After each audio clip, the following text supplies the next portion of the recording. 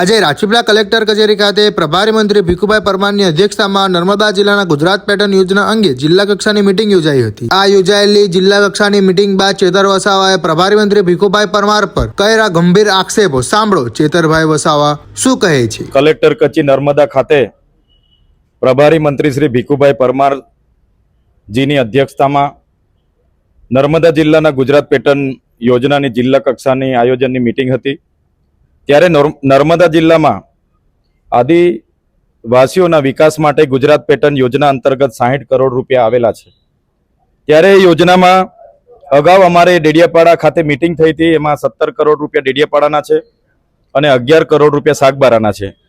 પરંતુ ધારાસભ્ય તરીકે અમે જે ત્યાંના ખેડૂતોને સિંચાઈના બોર મળે, ત્યાંના ખેડૂતોને સબમર્સિબલ પંપસેટ મળે, બહેનોને દૂધાળા ગાય ભેંસ મળે અને આંગણવાડી ના હોય ત્યાં આંગણવાડી બને, શાળા ન હોય ત્યાં શાળા બને, જ્યાં પીવાના પાણીની તકલીફ હોય ત્યાં પીવાના પાણીના કામ થાય, એવા કામો અમે સજેસ્ટ કર્યા હતા।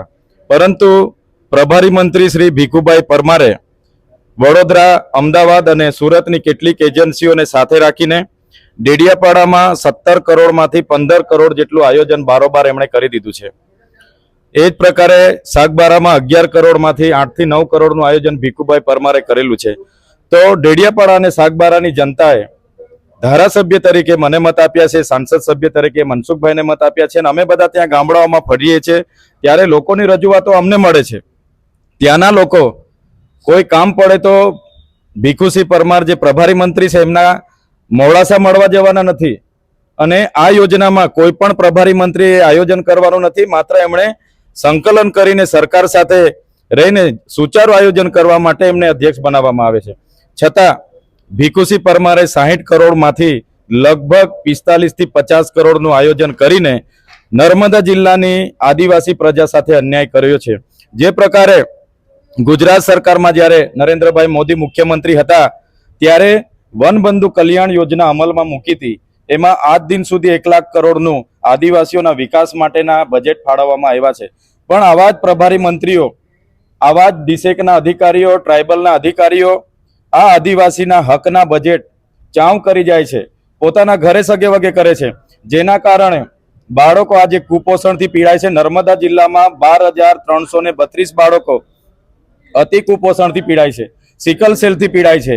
આજે રોજગારી નથી, અમે સિંચાઈના બોરની માંગ કરીએ છીએ ત્યારે નવા પ્રોજેક્ટો મંજૂર કરીને પૈસા લઈ જવાની વાત છે, ત્યારે અમારા લોકો સિંચાઈ ન હોવાના કારણે શહેરો તરફ સ્થળાંતર કરે છે, બાળકોનો ડ્રોપ આઉટનો રેશિયો પણ વધે છે।